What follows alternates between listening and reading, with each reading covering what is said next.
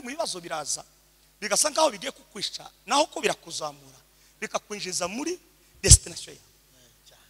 So ndashaka kuvuga iki, umugabo witwa Joseph niwe wa mbere winjiye mu isoko na Yesu, abandi babiri sezano rya kera ni Joseph, naho kumugurisha Peti karasatira kuba ministre w'igihugu kandi cha pays étranger.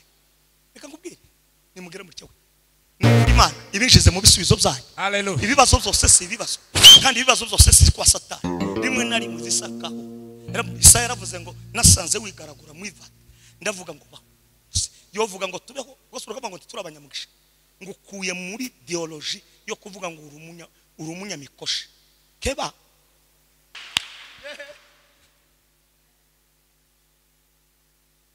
nta muntu wakiriye agakiza Imana izitererana, ariko iyo wakakiriye naho ubutayu ndibuza bubura kandi bigaragazo ndibibura, ariko bizabisaza kwikubitaho bigasangura hano urumunya gakiza.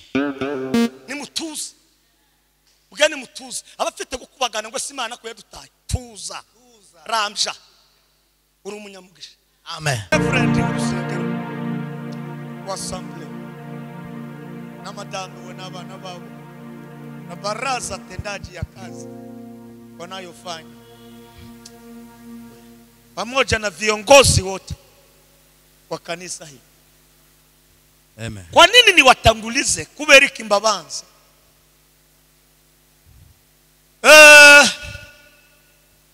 Tachiza ko gukora iciza ukakirira mu abeza. Kweli.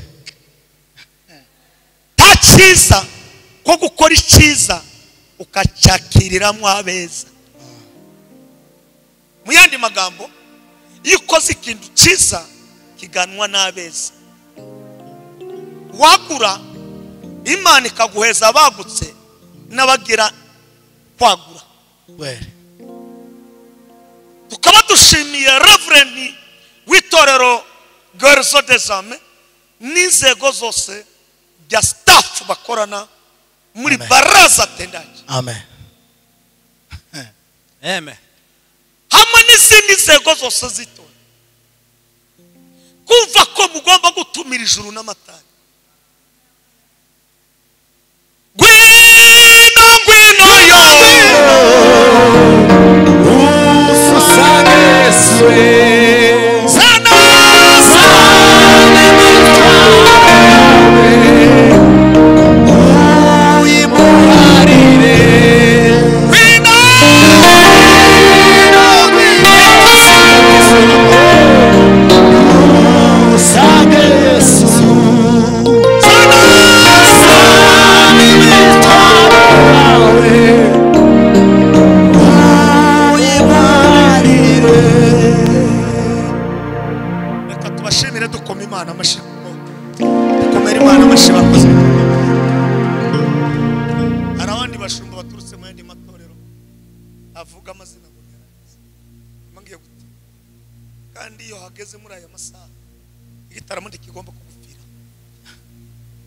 yo niteguye kuva umunsi nakijijwe nkiri mu bibogobo kandi ngira umuvuduko n'ubu sindaga, ahubwo ubu nyine ndakanitse cyane kugira ngo korera Imana byaza umusaruro.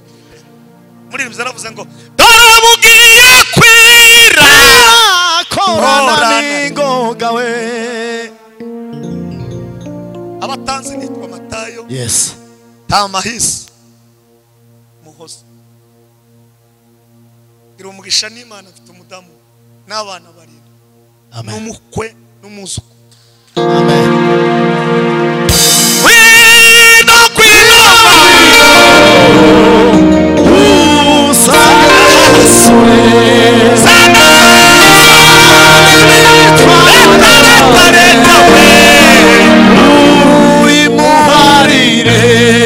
turi kumwe namwe uyu munsi, ejo mu gitondo no kumugoroba tube ngabagabanya tuzaba turangije kuko impanda ntiravu kandi mu bagomba kuvugirwaho impanda.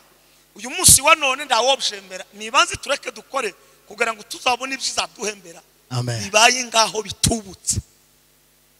Hanyuma narimba kumbuye cyane Isenyi nahano muri icace nyimazemo iminsi ndayigeramo ariko aho mperutse ari muri Methodiste kandi nabonye mu inshuti nishi hano ababyeyi benshi hano abamama benshi abapapa benshi n'abashiki bacu n'abarumuna bacu n'ukuri ndizera ko uyu mugoroba hari ikindi Imana igiye kugukora. Amen.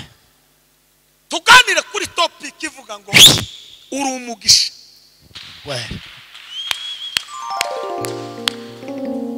Uko baraka. Amen. Ndabizi ko biba biremereye ariko mbasaba nungusaba iduhaguruke twubaha ijambo ry'Imana. Urisome duhagaze.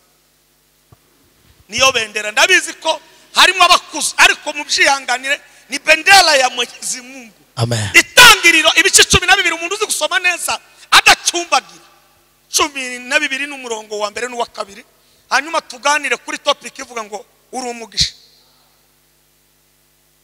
Uko baraka ibice 12 umurongo wa mbere n'uwa kabiri. Bwana kachukue microphone hii ni mkutano pima. Uwiteka ategeka Abrahamu ati va mu gihugu cyanyu toka katika nchi yenu usiga umuryango wanyu acha familia yenu n'inzu ya so na nyumba ya baba yako uje mu gihugu nzakwereka ugende mu gihugu ngakuyereka nzaguhindura ubwoko bukomeye ngakugira mulala mukayubone nzaguha umugisha ngakugashiyeyo zogeza izina ryawe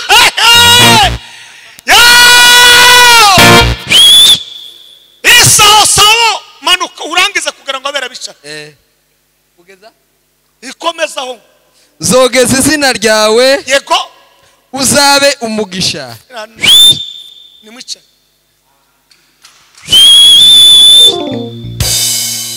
ibagwaze microphone ni giterane ntabwo ari seminaire ni giterane ni mukutano ndamukiriza abantu babiri ubabwire ababiri gusa ubaramutse abo mwicaranye duhaguruka ubabwire gusa ngo uri umugisha.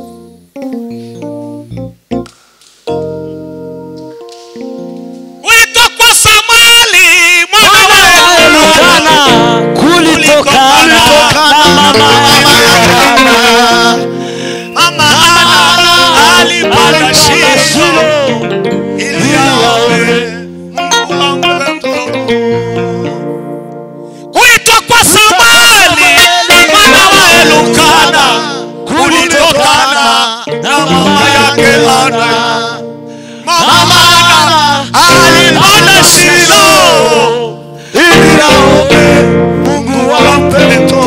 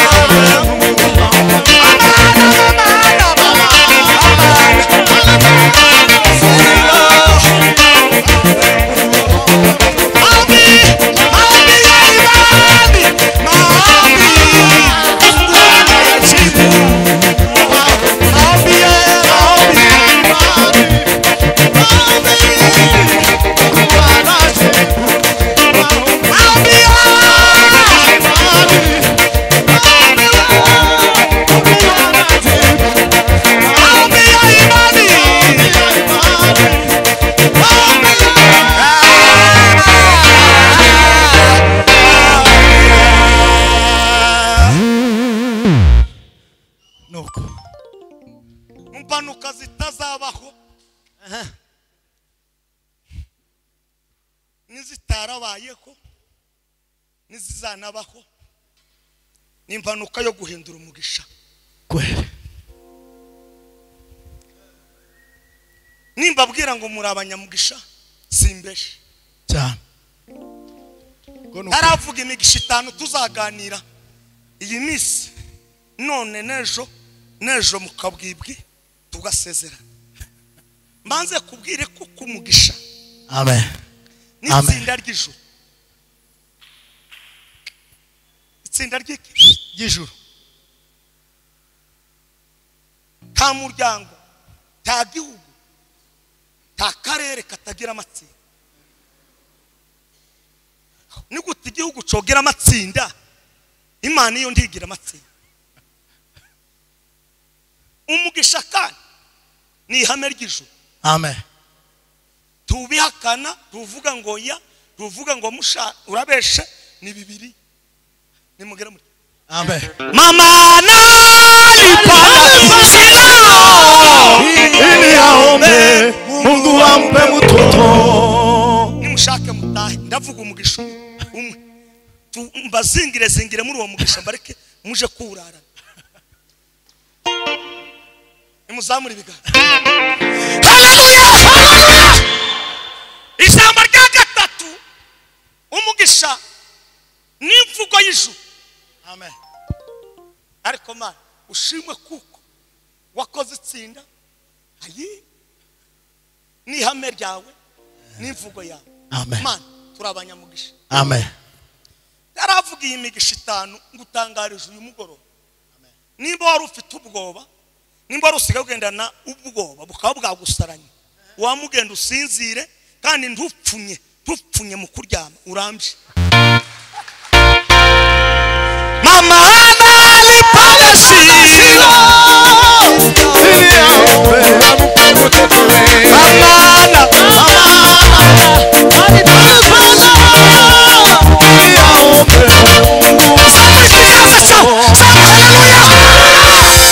ukizamura ureke kukizamura uri umunyamugisha amen ugorora amaboko ureke kuyagorora uri umunyamugisha amen uvuge amina ureke kuyivuga byararangiye uri umunyamugisha amen nimuzamure ibiganza vuga ngo haleluya umugisha wa mbere ni agakiza amen umugisha wa kabiri ni ukwitwa izina n'Imana amen umugisha wa gatatu ni uguhabwa ubwenge n'ijuru amen umugisha wa kane ni umwuka wera amen umugisha wa gatanu ni ukwemera ukumvira amen ukabona kugukurikira amen nimugera muri mama ana alipanda shilo ili aombe Mungu ampe mtoto alipanda shilo unamara tutanga haleluya kuri ibintu maze kuvuga haleluya sema ndio yafashe imigisha yose imigisha yo mu Mana ibumbira muri Yesu iramuduha komera Imana amashimeshi ngaya mahoro dore ibyishimo uno bugeretse ku bundi usatakaza ibintu byose ariko ntugatakaza agakiza ni urufatiro rwa pase na presa na fiti pase presa fiti nta muntu wakiriye agakiza ngo abe ikigoryi nta n'uwakiriye agakiza ngo abwatabwate abe debedebe abe sebizeze abe hoho tangaje uyu mugoroba umuntu wese wakiriye agakiza ni ukuri ko Imana genda utekane uri umunyamugisha amen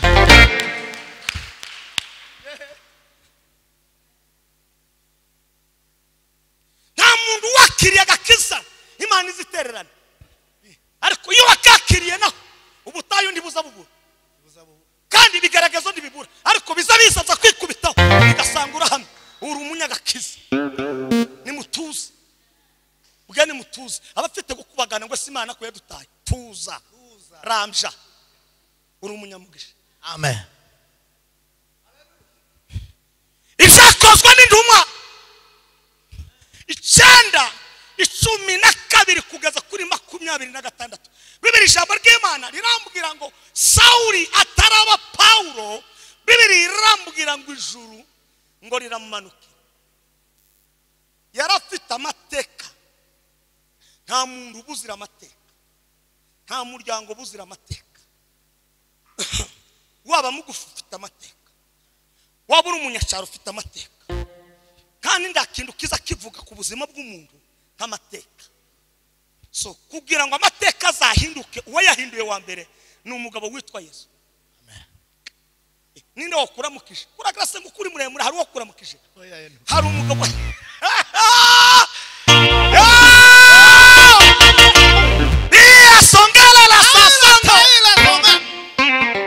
kandi amateka ntazasigana n'umuntu ahubwo uzamushorerana nayo waba uri umujuru wamuyagira nyina kugenda warara ku kajembe ukayarara warara ku mutanoga ukamuyara wifubika amashuka akuri sinza amateka nukuri kw'Imana nubwo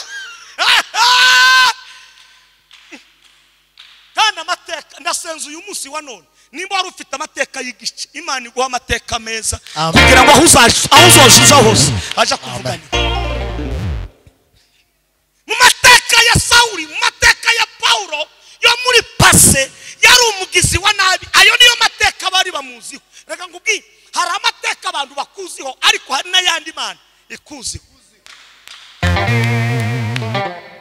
ngiye gutanga haleluya amen kandi ndayumvise irakora ibintu ku buzima bw'umuntu amen gusahahira uwumva kandi nutumva sijewe biravuga ngo wumva aya magambo yanje ndayakomeza azaba nkiki nk'umunyabwenge ubatse inzu ye aho nimba ugenda ku musenyi birakureba nimuzamure nimukomere Imana amashimwe abantu bose baramumanya abigishwa ngo baramuhunga wakamukimbia baravuga ngo tipa yisha beti bandi anakuya bamenya amateka yiwe kuko ari umwishywa ayiwa data we ninde udafite amateka muri mwe ninde utafite bigeze kuyagira amateka atari meza yo kurwana ingumi gute mwana n'abahungu batandatu ku ishuri umutwe umwe gwiriye ukuboko agwiriye kubitundi gituza gutya arahirima ayara amateka ariko Yesu maze kumwakira mbindurirwa amateka ndatanze itangazo uyu mugoroba Imana iguhindurira amateka simvuza yawe uyagumana nari mvuza yaje matayo kandi njyanyenda muvano mu matayo sinkuvuze navuza yaje umuriro uratse kandi nukukima ndanezero sha mamana Alipana silo ili aome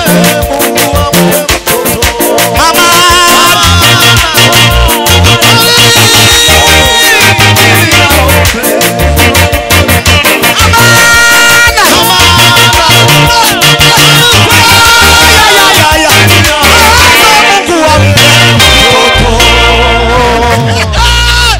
Imana nishaka kuguhindurira amateka bene wanyu ndizababwira nukuri ndakurahiriye ndizababwira ni wowe gusa nikinega amateka yawe nikinege kandi ndizabagendesha inama abi wanyu bose bazabaja gukora inama y'ubukwe nimba ari ubwo abanyabyinshi cyangwa usubwo abasegeje bakavuga ngo ubwo mucuranya natarazi inama ndiba Imana suko imeze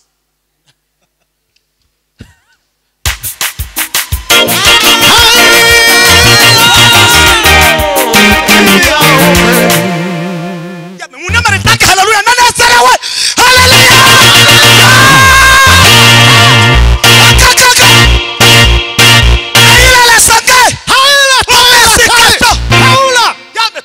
tubyaza uno mugoroba umusaruro ndakurahiri sindabona umugoroba w'umugisha uyu munsi wa none turi abanyamugoroba wumvishe Imana utarabaye akamuga wabara ngo tuba twitere birakureba diabete nani gusingira nuko nyine izakumanura amakonyange nagusingira azakumanura azakina se nayo ngo arangize Imana nahimureme yandi mateka iramutungura haje Damasiko iramubwira ngo Sauli we undenganiza iki nawe yamamubwira ngo sininde ndenga hanamangu ni mimi Mungu wako ambaye unayemtesa Sauli ngo yikubita hasi ngo yuba reka nkubwire ijuru riri gutunga nushaka uzagwe hirya uzahava ufite ijambo rizima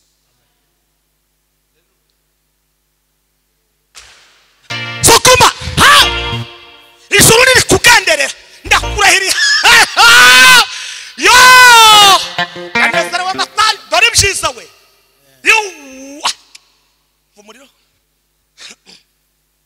aho nta muntu ubuzira umuntu abanyamurenge bavuze untangiza yigise ukura ahangaha ukomejwe n'abantu ayo ni amakuru y'impamo uko Yesu bamuvuze naje niko namusanga naho ngo hari umuyumbe w'umuhanuzi witwa Hanani wari ufite ibintu bitatu nimugere muti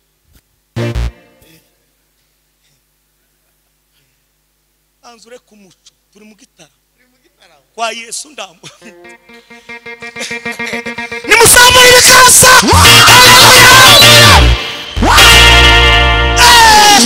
ibintu bitatu icyambere ngo yari umuhanuzi ari kuwa nabi Imana iguhuza n'umuhanuzi watoranijwe n'Imana hapana wagiye uwayu uva mu mpundu tutu number 2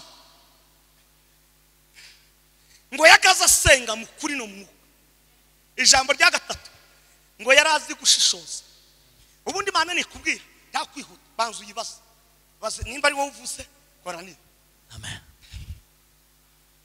habe na Gideon yabwiye Imana kama ni usitoke hapo ramubwira ngo ndi hano simpava Gideon yamagenda za nito uza kumuvugisha Bibiliya iravuga ngo ijuru ngo rimaze kubona ku gitabaye Hanani yamavuga ngo nukuri kw'Imana amateka y'uriya Sauli n'umwica habe no muri quartier hano Gisenyi baramuzi Imana ndauzu itunguru toki yivuze akisema ndiyo nani hawezaye kupinga ile gutuza utoki rwayo ishatse guhindura amateka ndauzu akana tangaje uyu mugabo wa none ibyo abantu bavuga sizo zishuri ivuga uyu munsi wa none Imana iguhindurira amateka Imana iguhindurira iki amateka asi kanga rikose uraho reka nkuramutse kuratege umuntu utege uzugira ngo arakugurukiraho yaragusimbira urategera anezerewe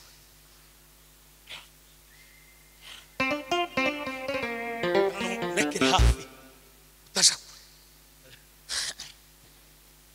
arangiza Imana ngo yamimubwira muri presa iramubwira ngo Anani wende kwa Sauli huyu ni chombo chako uyu ni gikoresho cyane muri rimzi kwaje kuri mimi ni chombo cha Bwana we ndani yangu una mali we kama Kongomani hamtaki uri kumupaka mimi ni chombo cha Bwana ndani yangu una mali we usuririmba kigikoresho usenge kigikoresho uramye kigikoresho ukora n'Imana kigikoresho waba muguhama waba munini waba warize waba utarize uri igikoresho koresho igikoresho koresho uri igikoresho ndamukiriza umuntu mwicaranye mwene wanyu mubwire ngo uri igikoresho nino kubesha kutari igikoresho mimi ni shamba cha Bwana we ndani yangu una mali we mimi ni shamba ndani yangu una mali we mimi ni shamba ndani yangu una mali we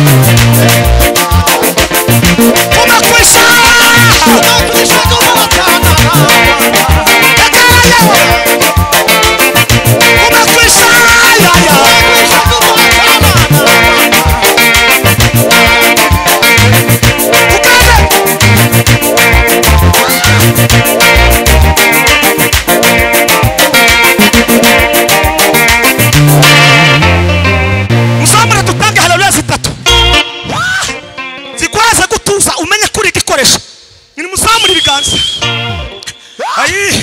Haleluya.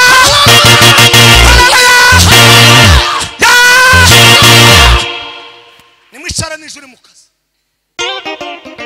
Wino mwami ubuzima bwaje umbemo ndabikwemereye wino umutima waje ibyo gusa biramagije nila la sange hayile tayile umuntu utazunezerwa mu rusengero uzanezerwa he uzutaha udasese mu rusengero ugafunga isura mu rugo rwawe bazagukira kwe wino mwami umutima waje umbemo ndakwemereye Sawuli ngo yamareba ngo arebe intumwa yamavuga ngo sinkivuye kuri aho ubwo ijuru rimaze gukora igitangaza Hananiya ngo aramusengera amapepo y'abazimu aramanuka ibintu ngo bimuva mu maso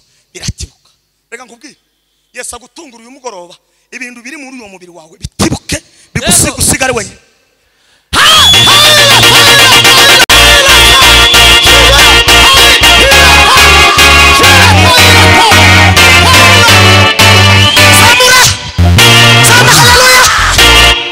musaba abanyedini risabamara nukuri idini risabamara unga idini hongezengeswe idini riramugaza idini rica idini yosha abakristo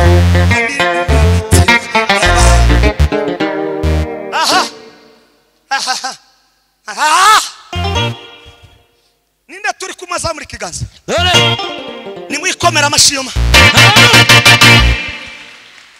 tangaleza mambo nuko numvise umukobwira ngo iruke kugira ngo tere hamwe ibibazo bitugatuga kubwoko ibivungagure ibishushu nimugera muri wamana ucucuma igicucume surakizi mu makurino ni ibishimbo bya bindi batetse barangiza bakabicisha mu mwoko zarangiye nimugera muri Imana icucuma ibibazo icucuma indwara icucuma we Imana igirita Imana icucume vuga ngo birabaye macho ya Bwana yaona pote macho ya Bwana yaona pote ibintu biramanutse warangiza kumusengera Paulo yamavuga ngo aba nabantu bijuru aba nabanyamugisha reka nkubwire iyo ubaye umunyamugisha uzushika hatari umugisha ukawumenayo wageri Musanze ukamenayo wageri Nyagatare ukawumenayo waje mu Bugande umuriruka urira indege n'abazayifu barimo ukabafata ndatangaje uyu munsi ahantu uzaca hose kuko uri umunyamugisha uzasiga amen bikayeme ese kuna mu manezerewe cyane ndanezerewe bataye ni musamura wa haleluya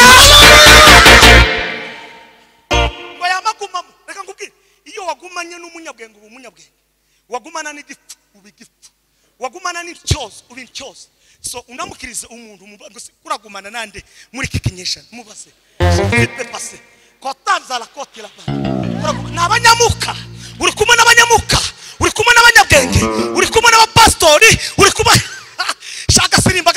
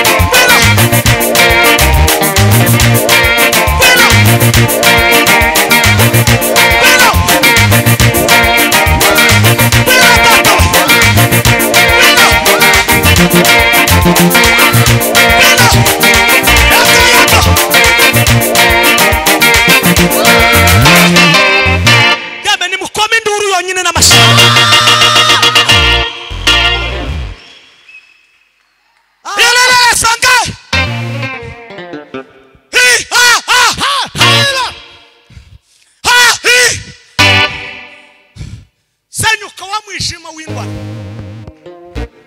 ngo yishara mu gitaramo muka wera ngo aramumanukira ngo yamatanga irinjira aho ngaho iyo uri umunyamugisha ukabana n'abanyamugisha nawe biragufata ni karani kangaje uyu mugoroba ibyumuka byari bitaragufata nibigufate bikunige umuku kunige ariko ukuniga ubutakwisha ariko kunige wayo ukubwira ngo va muri ibi uje mu byumuka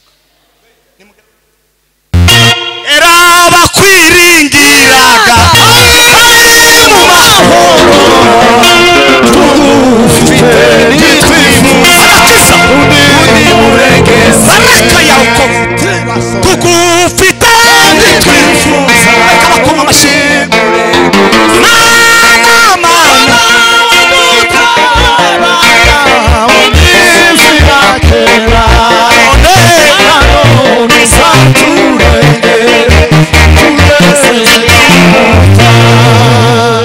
ngo yamayatsumura atangira gusengera abarwayi ngo mapepa arahunga ngo arangiza abantu ngo bamamugirisha umunsi umwe aravuga ngo mureke tumucishe mu idirisha iyo uri umunyamuka niwe uzura n'ibigaragaza Theogene aravuze ngo ibigaragazo si karende cyangwa si umurage si n'umugabane wagabanye kugira ngo ibyago bikokame dangaje aya matangazo n'abazagukomokamo n'uzadukomokamo bose n'abanyamugisha kandi ufite umugambi wo kutaje mu ijuru birakureba ucuri kugenda ariko twebwe kuva twakiriye agakiza turi abanyamugisha tuzaje no imisozi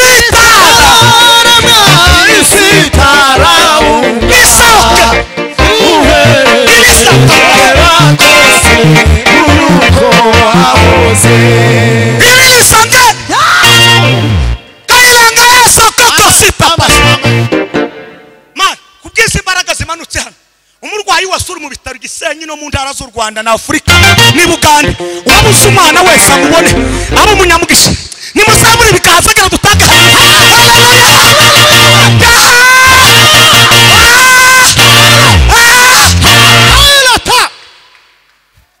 igitebo kiza kigera gashira umwanya umwe kuko nyine gifata ibintu by'ibijanye n'umuco kuko amase y'inka ndawo yavuga nabi kandi uyavuze nabi ba agronome bashinzwe ibintu bijanye n'iby'ubuhinzi n'ubworozi bakubwira ngo peti hauna kichwa nzuri kuko niyo engrais chimique itagira ingabo ya mbere uzareba igisusa bacavuye mu mase kiza ukagira ngo kiravuga igisusa cyangwa imboge ariko ma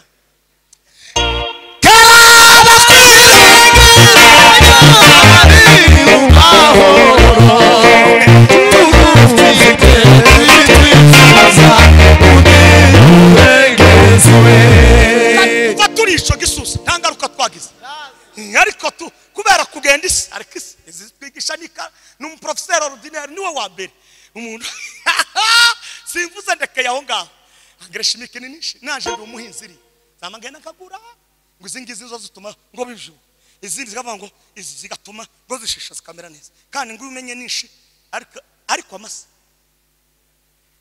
nimugera muri uko musetse imana basetse ndakurahiri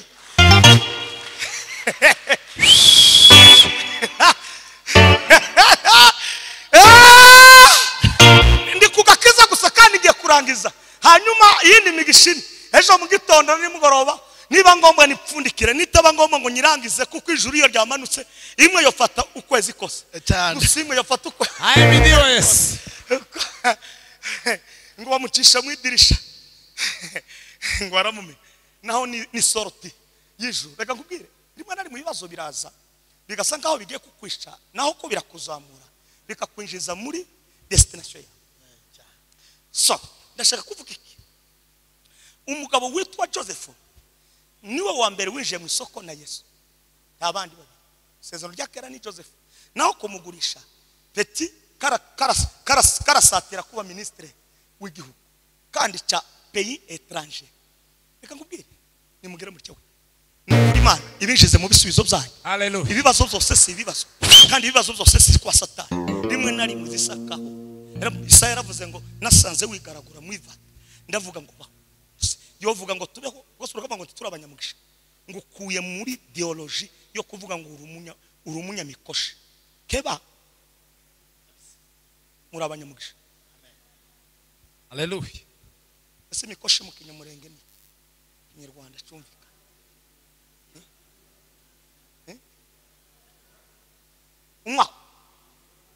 Imyaka mibi. Umuntu uzose arakora ngo umunyamwaka. Uzomuhungu. Wewe ufite agakiza. Nguru umunyamwaka. Uri mu gutega amaboko ijuru kava ngo dore ubona ari. Waririmba hano soprano Imana ikamanuka ikavuga.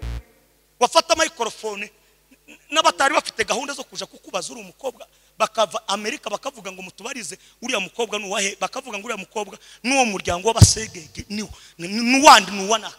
Nuko bamara kuvuga ukamubona ati ni mugende namukunze ndibasure kubaza nibindi. Imana igushize gikundira ibazabaza amagambo menshi. Iri umunyamugisha nta magambo menshi uzavuga. Ndahanuye uyu mugoro ico utarabona ukibone kuko uri umunyamugisha. Amen. Ahimidiwe Yesu.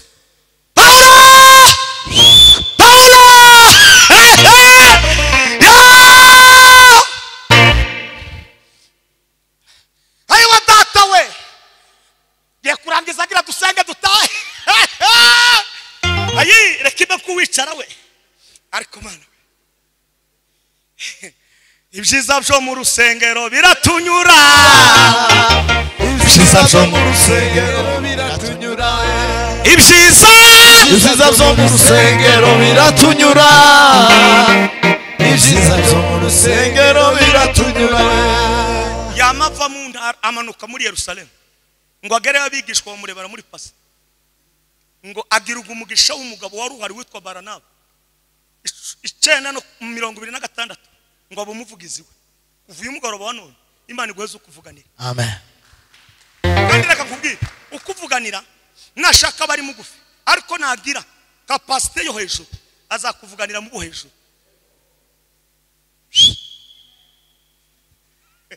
Singiye kurangiza bareke mutaye uko nubundi nyigisho ugomba kwirekera abantu bakiyaba batumye ukamukata. Ejo bazabyigana kunte ariko iyo ubwirije bagatangira ngo kureba imirazi kandi ayo bagira ibintu biba byakomeye. Nimuhaguruke gira dusenge. Ibyiza byo mu rusengero biratunyura. Bana we Ibyiza byo mu rusengero biratunyura.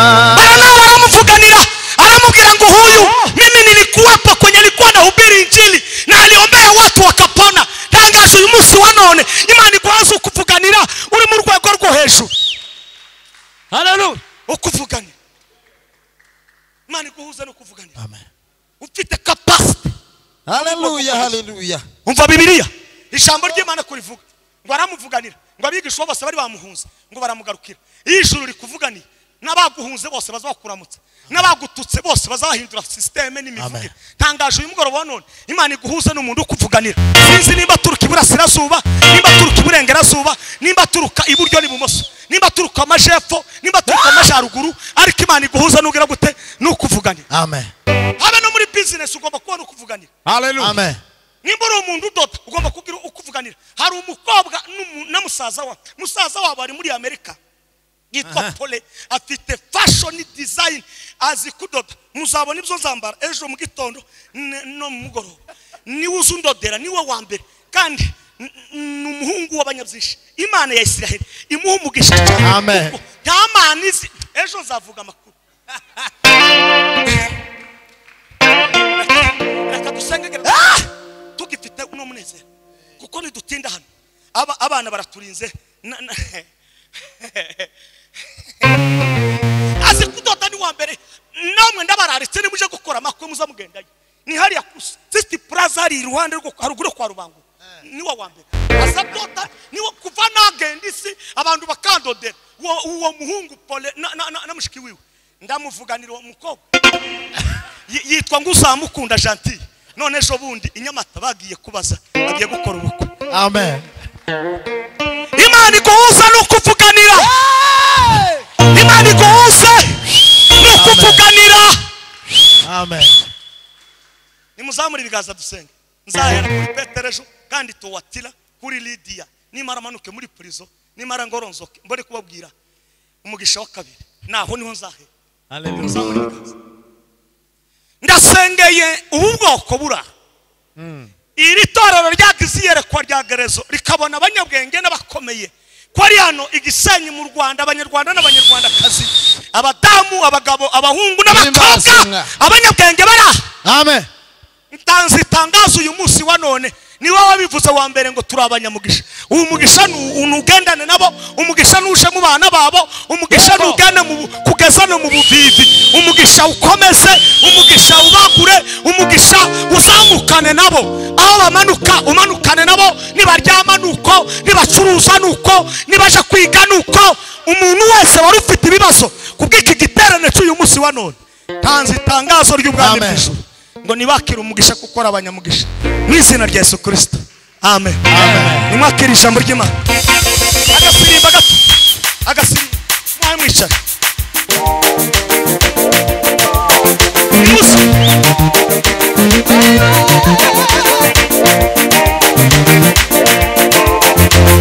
ijambo ry'Imana jewe sizariye